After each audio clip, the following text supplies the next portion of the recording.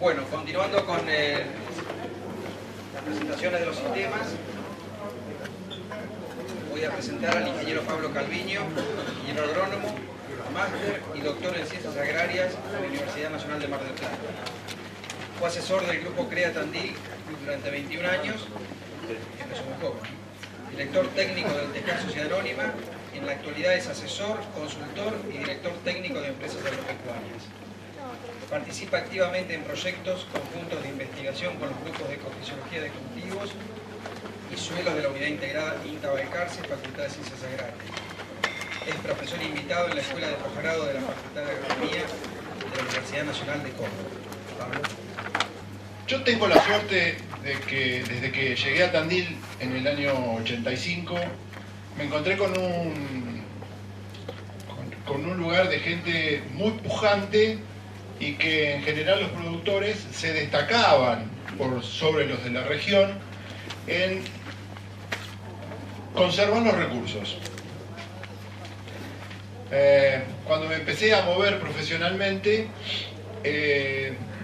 participé, que se acababa de formar, o sea, hacía pocos años que se había formado, el Consejo de Conservación de Suelos del Partido de Tandil. Fue el primero que se formó en la provincia de Buenos Aires. Y también el Partido de Tandil es el partido que tiene más tenía en ese momento más sistematización de suelos que toda la provincia de Buenos Aires es un conjunto.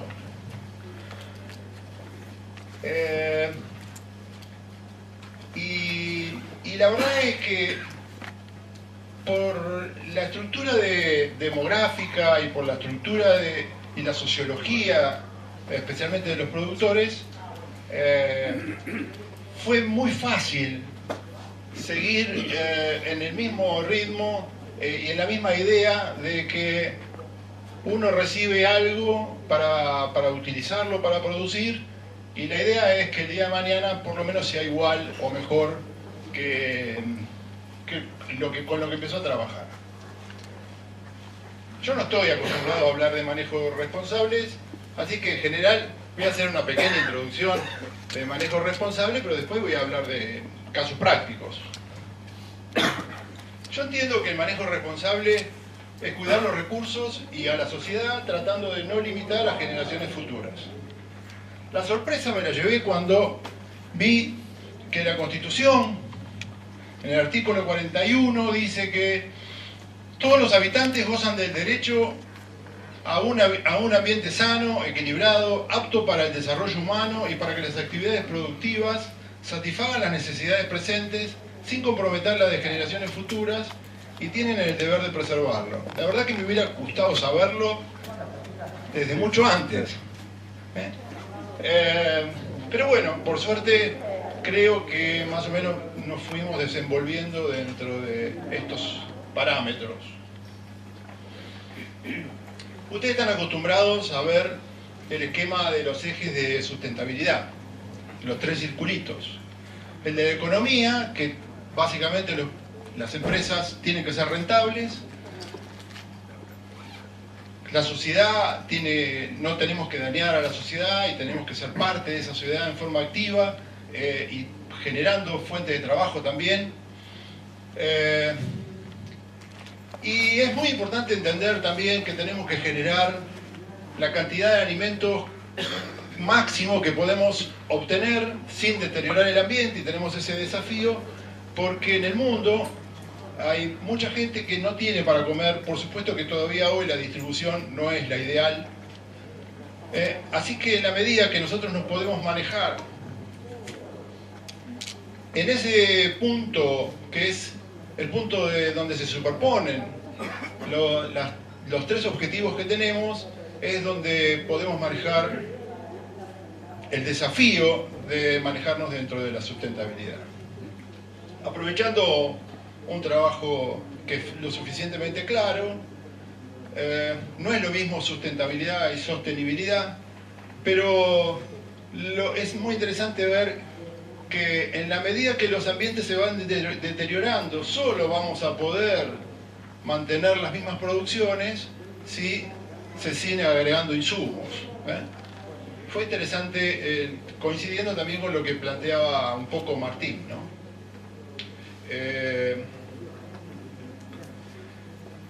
Y en general, nosotros tenemos el preconcepto o en conocimientos de ponerle de los últimos 20 años, 25 años, en la que nosotros tenemos que generar determinada cantidad de materia seca por año para que los suelos no se deterioren desde el punto de vista de carbono. Voy a hablar mucho de carbono porque el carbono considero que es el eje principal de la vida del suelo. Bueno, no es el único. Pero cuando veíamos los primeros 30 años de los ensayos de labranza de Marco Juárez, veíamos que la creencia de que la siembra directa per se era suficiente para mantener los valores de materia orgánica era insuficiente. Y básicamente después, cuando se empezó a cuantificar y hubo más conocimiento, se supo que era porque no generaba la cantidad necesaria por año de carbono como para lograr ese equilibrio. Nosotros en nuestra zona tenemos la suerte de que ha sido una de las primeras zonas que ha generado información, el grupo de Guillermo Studer, en poner una magnitud a la cual tenemos que apuntar, por lo menos, y saber que nosotros tenemos que producir más o menos 3.400 kilos de carbono por año para que poder mantener los valores de materia orgánica que arrancamos partiendo de suelos de 5,6% de materia orgánica. Como punto interesante, y ahí pongo una nube de pensamientos, al principio creíamos que no se conseguía esto porque era deficiente en nitrógeno y de poco aporte de carbono. Hoy los grupos de investigación muestran que no es tan fácil y no es tan directo. Carbono es acumular carbono y la vida del suelo. Es muy interesante el trabajo o la síntesis de los trabajos de Morada y Sá, en la que en los últimos años hemos cambiado los objetivos de manejo, o más que el objetivo, cómo vamos llegando al objetivo que planteamos, que es ese punto final, que es por lo menos dentro de 50 años poder mantener la misma calidad de suelo que tenemos hoy.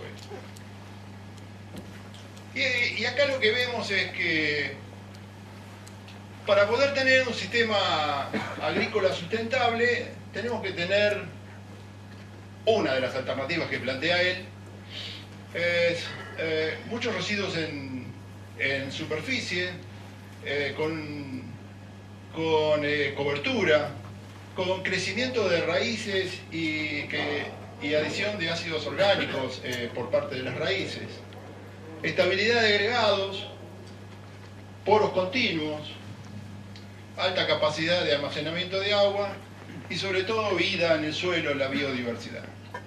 En la medida que se logra eso, vamos a poder lograr mantener dentro de por lo menos 50 años, porque yo tengo 59, más de 50 no creo que viva, que algunos se ríen.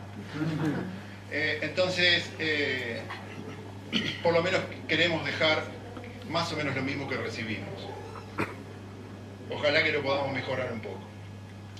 Bueno, entonces, también en esta línea, y aprovechando información argentina de Gervasio Piñeiro, que es un investigador muy inquieto, está totalmente convencido de que los sistemas deben ser complejos.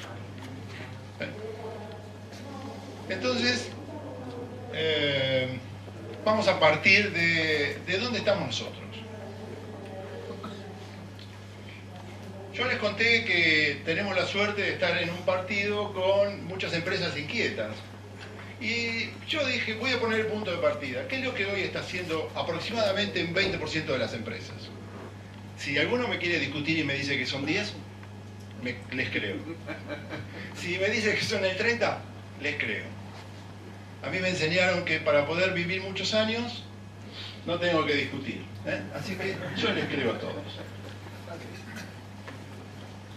Bueno, entonces yo les voy a contar, porque con el grupo de productores con lo que me desenvolví mucho tiempo, el ejemplo incluye a la mayor parte de los miembros CREA de la zona y de varios productores inquietos a los que conozco, por más que yo no tenga relación comercial con ellos. Es común el cuidado de la erosión, es un desafío que tienen estas empresas. Se manejan en siembra directa desde hace varios años. Miden el balance de carbono y de nutrientes a lo largo de los años. Al menos producen el 50% de gramíneas. Muy reducido porcentaje de usos de agroquímicos de banda amarilla y roja. Aplicaciones con criterio y controles en y de los operarios. Manejo de envases, triple lavado, etc. Es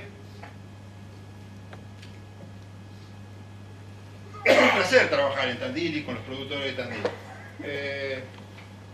Y bueno, esto lo marcan varias empresas. Una de las preguntas que le hicieron a Virginia, me hubiera encantado que me la hagan a mí, así iba al choque, cuando preguntaron por qué, algo así como que qué era lo que pasaba en Argentina. Y Argentina tiene otro factor importante, que es que el 60% de la superficie está en manos de arrendatarios y un porcentaje importante de los arrendatarios hace lo que quieren. Y a mí me gusta la libertad, pero todo tiene un límite. Bueno, tenemos para ubicarnos en qué tipo de bandas tienen los productos. Este listado es del SENASA, están todos los productos, ahí puse solamente el MCPA, justamente para mostrar el disenso que hay dentro de los mismos productos y que uno puede elegir dentro de la misma droga, dentro del mismo concentración, productos con banda azul o banda amarilla. Y uno habitualmente no lo tiene en cuenta, ni siquiera lo analiza en general. Y me pidieron que ponga un caso concreto y yo realmente me siento orgulloso de trabajar desde hace muchos años en el establecimiento San Lorenzo de Subiaurre, Sociedad Anónima, que maneja agricultura por ambientes, y voy a partir de la agricultura por ambientes para irme a... Pero no se hagan problema que no voy a aportar toda la historia, simplemente resumen final. Después de 20 años de hacer agricultura por ambientes en siembra directa. Son varios los productores de Tandil con los que yo trabajo que están en forma continua en siembra directa desde el año, por lo menos desde el año 90. Bueno, hoy está definido 5 ambientes en este campo. Maiceros con napa, que tienen una capacidad de almacenamiento de 250 milímetros o más de agua útil, pendientes menores al 1% y riesgo de helada muy alto. Después hay maiceros sin napa, pero con menos riesgo de heladas. Fíjense que con 3 parámetros, capacidad de almacenamiento de agua útil, pendiente como una medida de aprovechamiento de las precipitaciones que ocurren y el riesgo de helada, definimos la mayor parte de los macroambientes. En base a esto, el campo terminó quedando de esa forma. Cada color es un ambiente y fíjense que obviamente que quedan algunos límites derechos cuando, por ejemplo, que lo vamos a ver después en detalle, cuando veamos los filtros riparios, tiene una línea recta porque linda con el vecino. Bueno,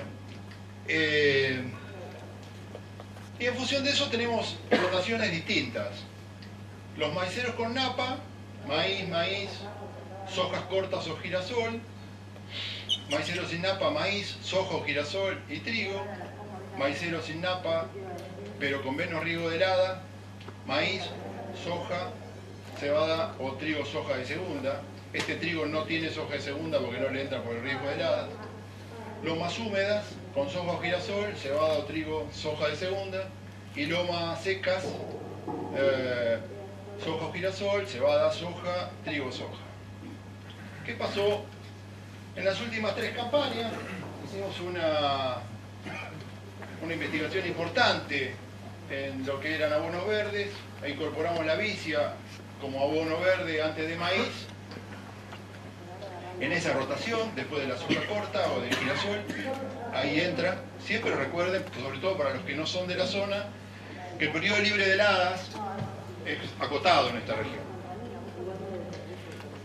En esa rotación entra más fácil, porque este trigo no tiene soja de segunda, entonces podemos sembrar la vicia bien temprano. En estas lomas húmedas cambiamos la rotación con las nuevas tecnologías de los maíces en siembras tardías con bajas densidades. Pasó a ser un cultivo de alta seguridad, donde mis trabajos de investigación demostraban que cultivo en esos ambientes no se podía hacer. Trabajos que están publicados, por suerte, hace muchos años, donde ahora, gracias a Dios, los conocimientos que se van desarrollando mostraban que lo mío era la felicidad de la ignorancia. Entonces podemos tener maíces tardíos. Simplemente como un aporte, no es el día de hoy, pero simplemente para los locales, ¿qué pruebas estuvimos haciendo con abonos verdes y decidimos quedarnos con vicia? Primero de todo nos basamos en lo que venía haciendo los trabajos de investigación del INTA Barcance, del grupo de suelos, y nosotros medimos cómo eran las producciones por fecha de siembra, tanto de nitrógeno como de biomasa. Les cuento que cuando la podemos sembrar a principios de marzo, a esa vicia, ya sea a voleo dentro de los cultivos con avión o sembrada después de un girasol, estamos consiguiendo 240 kilos de nitrógeno como aporte para los cultivos siguientes. Posibles sitios en la rotación que la estamos viendo, como les mostré en las rotaciones anteriores. Cómo adelantar la fecha de siembra para que pueda crecer con calor. Voleo versus avión adentro de los cultivos. Necesidades de inoculación. Aprendimos que en nuestros suelos era al cohete sembrarla si el suelo no estaba inoculado, o si no podíamos peletear esa semilla para que el inóculo pueda desarrollarse. Estudiamos cómo eran los nacimientos según los métodos de siembra y según las lluvias, y qué capacidad de resiembra tienen nuestros ambientes cuando la dejamos semillar, porque dejamos parcelas para cosecha, por ejemplo. El efecto sobre el cultivo siguiente, por agua, en cuántos años perdemos rendimiento del cultivo siguiente por efecto de la vicia por haber consumido agua. Para el partido de Tandil es 1,5 de cada 10 años disminuye el rendimiento del cultivo siguiente si no se mató en septiembre. El problema es si se mata en septiembre, le falta el pico de producción de nitrógeno. Bueno, ahí hay que lograr el equilibrio entre qué es lo que se hace. El efecto siguiente por nitrógeno, ya lo que lo que vimos es que, por lo menos para los 3 años que evaluamos, el flujo de la dinámica de nitrógeno acompaña el crecimiento del maíz, de maíces de hasta 11 toneladas, con agregados muy pequeños de nitrógeno alcanzaría como para esto. Muy interesante las parcelas que hicimos sin herbicidas, porque cuando el cultivo se siembra temprano y tiene un desarrollo agresivo,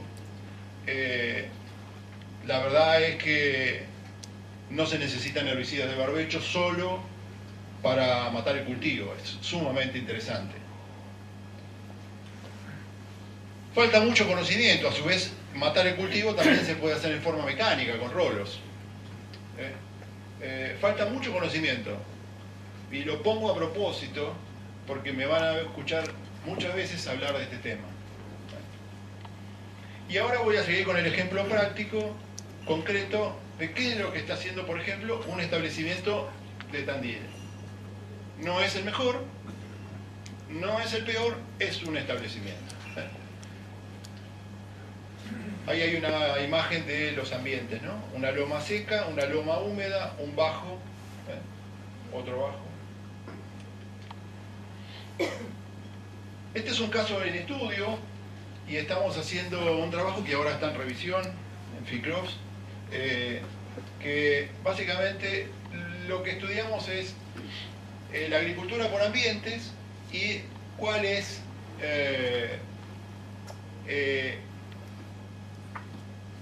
en qué estudiamos básicamente la relación de esa agricultura con ambientes con las necesidades o los parámetros que se tuvieron que ir cambiando a medida que teníamos más conocimientos. Básicamente lo podríamos decir como el manejo que se tuvo que ir adaptando y cuáles son los principios ecofisiológicos y edáficos para poder lograr esto. Simplemente a modo, voy a tomar algunas transparencias. Esta es la historia de los últimos 20 años para el partido de Tandil y para el caso San Lorenzo. ¿Por qué tomo el partido de Tandil? Primero de todo porque no tenemos contraposición en el mismo campo. Segundo, porque el índice de productividad de los mapas de suelo del establecimiento de San Lorenzo es mucho menor, un 27% inferior al promedio de Tandil.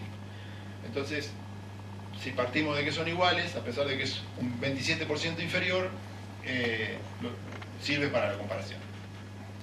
Bueno, acá están los rendimientos de cebada, que no tenemos tanta historia. Los rendimientos de trigo, más o menos las diferencias con el partido de Tandil se mantienen en el tiempo. Maíz cambió la pendiente. En soja también cambió la pendiente, tienen pendientes distintas y se van separando.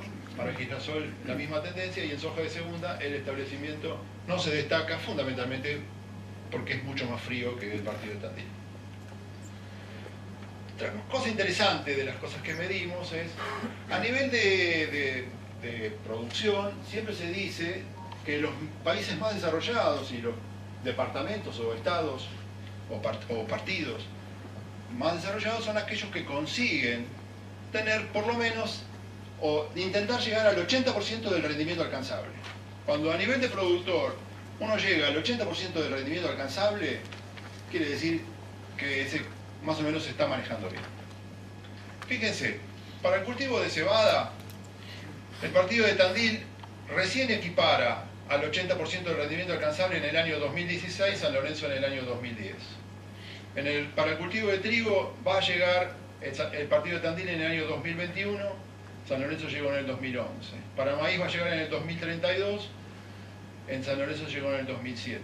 Para soja de primera, Tandil en el 2013, San Lorenzo en el 2001 y para girasol en el 2012 va a llegar. Esto es como para ver fundamentalmente la ayuda del manejo de la propia empresa y en la ayuda de la agricultura por ambiente. A nivel de plata, la facturación es aproximadamente un 22% más alta en San Lorenzo, también tiene más costos y el margen neto es un 30% mayor al de... esto es mirado el promedio de los cultivos. Cuando uno lo mira a nivel de ambientes, el margen neto es del 80% mayor por las superposiciones que se realizan. En los últimos años comenzamos también con agricultura de precisión dentro de cada ambiente. Índices verdes de años secos, índices verdes de años húmedos dentro del mismo ambiente. Esto estoy poniendo un ejemplo. Fíjense cómo cambian los ambientes según la humedad del año. No siempre los ambientes buenos para los años húmedos son los mismos que para los años secos. Y entonces terminan definiéndose un ambiente A y B en esta situación. Hay cultivos que marcan mucho más las diferencias intralote. El cultivo de girasol es uno y las gramíneas son los otros. A modo de ejemplo, y para manejar también un punto importante que es el manejo del nitrógeno, todos saben que en invierno llueve menos, pero Tandil tiene la probabilidad de tener lluvias importantes en el invierno, especialmente en el mes de agosto y septiembre, es alta. Existe esa posibilidad. En función de eso, nosotros definimos, para poner un ejemplo de cómo manejamos el nitrógeno en un cultivo, definimos el rendimiento esperado y en función de eso, cuál es el nitrógeno que va a necesitar ese cultivo.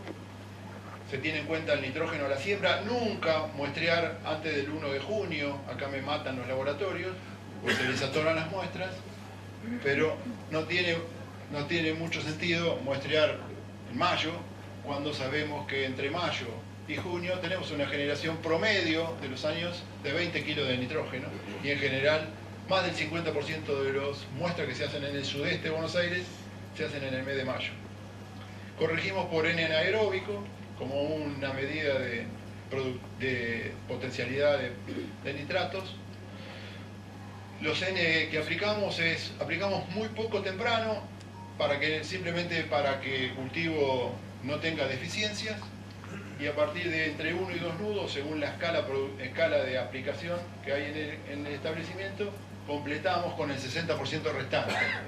Eso lo que ayuda es fundamentalmente a que no haya lavados, a que la biomasa no sea en vicio, y ayuda también a que tenga más nitrógeno disponible para las etapas de llenado de granos. Todos los lotes se manejan con franja de suficiencia y de insuficiencia gran parte, para ver la fuerza propia del cero nitrógeno. Y con ayuda de drones, cuando dan a tiempo, o de imágenes, en el caso de que haya, si no están nublados, se hace otra corrección. Antes corregíamos todo esto con SPAD, ahora lo que nos dimos cuenta es que no podemos medir la variabilidad intralote con el SPAD, solamente en el lugar que medimos.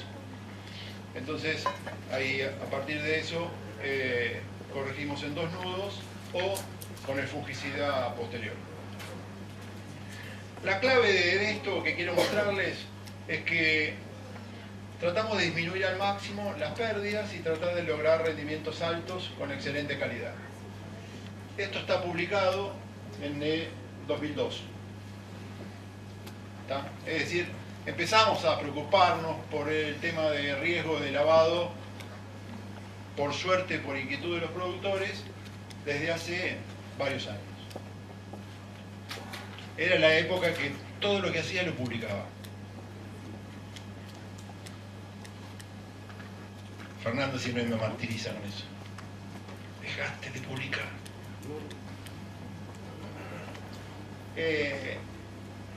Simplemente para los técnicos que no están en investigación,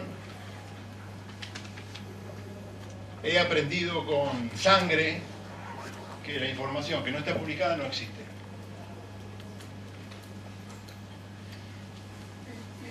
Bueno, probamos tecnologías de maíz con ambientes someros y se introdujeron cambios en el manejo. Acá básicamente 40.000 plantas, 120 menos X. Lo que vemos es que básicamente con 60.000 plantas en estos ambientes, en siembras tardías, conseguíamos rendimientos un poquito más altos que con 75, que es lo que recomendaban para esa variedad y para esos ambientes los semilleros. Pero como cosas interesantes es que con 40.000 plantas producíamos nada más que para un año muy bueno. Con 40.000 plantas producíamos nada más que 500 kilos menos, o 600 kilos menos que con 60.000 en un año muy bueno. Pero esto también se destaca con híbridos plásticos, que con 25.000 plantas lográbamos también nada más que 1.000 kilos menos que con 60.000.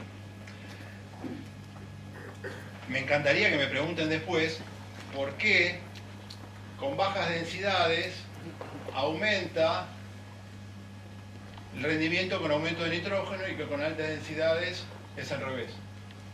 Pero bueno, lo vamos a dejar ahí. El nitrógeno, el girasol, más o menos vimos lo mismo. No podemos atrasar la fecha de siembra en girasol por el riesgo de esclerotinia. Ponemos un límite del 5 de noviembre como fecha máxima. Pero sí bajamos las densidades en los ambientes más restrictivos dentro del macroambiente. Probamos tecnologías para maíces de segunda. Esto es un punto nuevo, que estamos encontrando cosas muy interesantes y ya tenemos cuantificado cuál es la relación con el agua a la siembra. Y hemos aprendido que solo cuando medimos y se estudian los procesos, se conoce lo que hasta ese momento no se sabía. Es decir, lo que nosotros consideramos lo que era la felicidad de la ignorancia. En el buen sentido, ¿eh? Vamos a ver ahora un ejemplo concreto de seguimientos e indicadores que se están llevando en el establecimiento que está bajo agricultura certificada de APRESID. Vamos a ver el índice de los diagnósticos que se están llevando, por ejemplo, balance de nutrientes para cada uno de los ambientes, para cada uno de los cultivos, indicadores directos, como por ejemplo con el agua para consumo humano en cada una de las casas. Se mide contaminaciones en el arroyo, a la entrada y a la salida, indicadores de calidad de suelo por ambientes, eficiencia en el uso de combustibles, para cada una de las rotaciones y cultivos, para cada uno de los ambientes, a su vez el impacto fitosanitario, la diversidad e intensidad de la rotación, la eficiencia en el uso del agua, indicadores de monitoreo de mejora continua sugeridos internamente, como son los seguimientos de P en el tiempo, indicadores ambientales, balances de impactos, otros indicadores como qué se hace con los residuos, los cursos de agua y efluentes lavaderos. Una típica planilla de seguimiento de nutrientes para que no se asusten, son bastante fáciles. Lo importante es conocer cada uno de los lotes, en qué ambiente están, cuáles son los niveles de extracciones, tanto para nitrógeno, fósforo y azufre, cuál es el aporte que se hace en el año, cuál es el balance y la productividad parcial.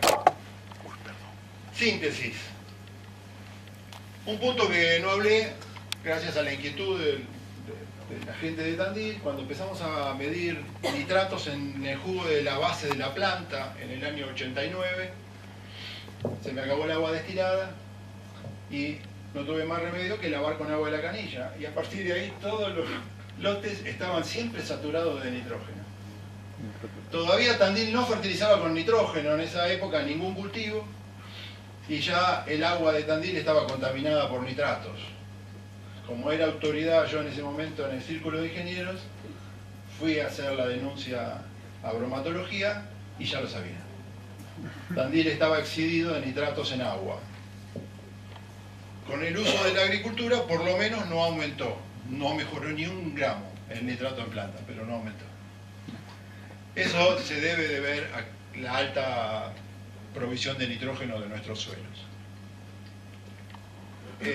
Bueno, básicamente hago esta declaración porque ahora veo el caso de nitratos de maíz, donde tenemos un aporte de la napa de nitratos, que al principio no lo entendíamos, por qué años teníamos respuesta a nitrógeno y años no teníamos respuesta a nitrógeno, y bueno, había que meternos en la ecuación.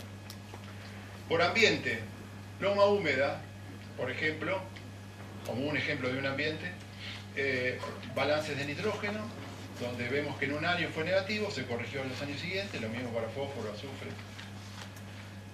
Las entradas de agua, en el 2015 se midieron cantidades, ven que son valores más bajos que los que hablaba Virginia hoy, lo que llaman trazas. Arroyo de salida tenía esto, se prestó más atención, se crearon los fictorriparios, que ahora vamos a verlos, y ya a partir de ese momento no detectamos más glifosato ni trazas en los arroyos.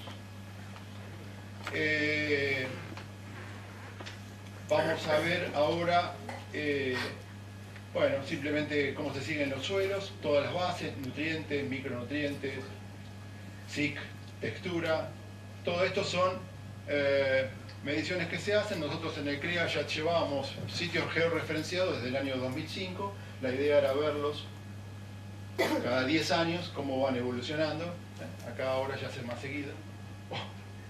Indicadores de calidad de agua, de calidad de suelo, perdón, cómo se van siguiendo, hay sitios georreferenciados en determinados lotes donde se mide en detalle.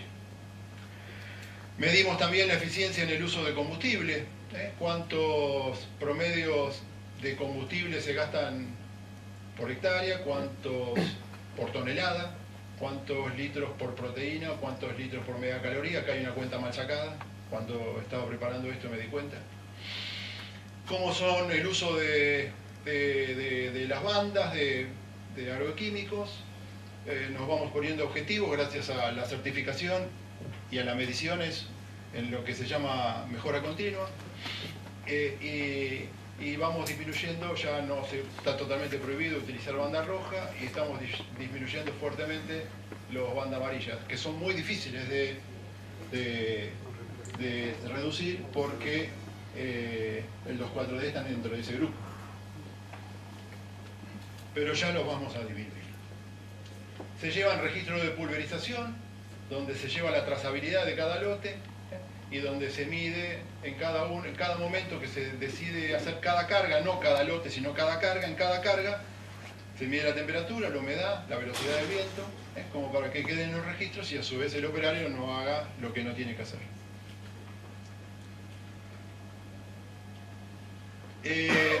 Se mide la diversidad, sobre todo la intensidad de rotación, donde estamos en un 1,5 cultivos por año de promedio en todos los ambientes. Donde hay ambientes que, obviamente, los ambientes muy heladores solamente tiene que haber uno, y a la vicia todavía no la estamos considerando un cultivo. Estamos en duda si la vamos a considerar cultivo o no, para ponerlo ahí. Bueno, también medimos los kilos por milímetro de lluvia en el año, las megacalorías que se producen por milímetro de año y los kilos de proteína. Una imagen de los filtros riparios, los cauces de los arroyos. Nosotros básicamente a los costados de los arroyos, a los 25 metros a cada costado, se dejan franjas sin trabajar para que haya biodiversidad. Y para que también frenen la escorrentía o disminuyan la escorrentía hacia los arroyos. Al principio creíamos que esto no lo íbamos a poder manejar desde el punto de vista práctico, pero realmente no hay mucha complicación.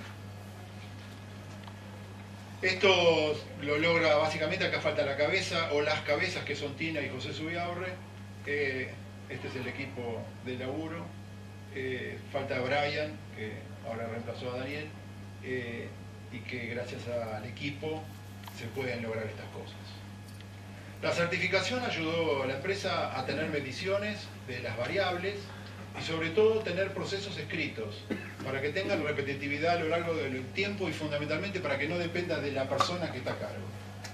Si por alguna razón se va una persona del equipo, para que los que siguen puedan seguir también teniendo esa oportunidad de seguir teniendo los mismos protocolos.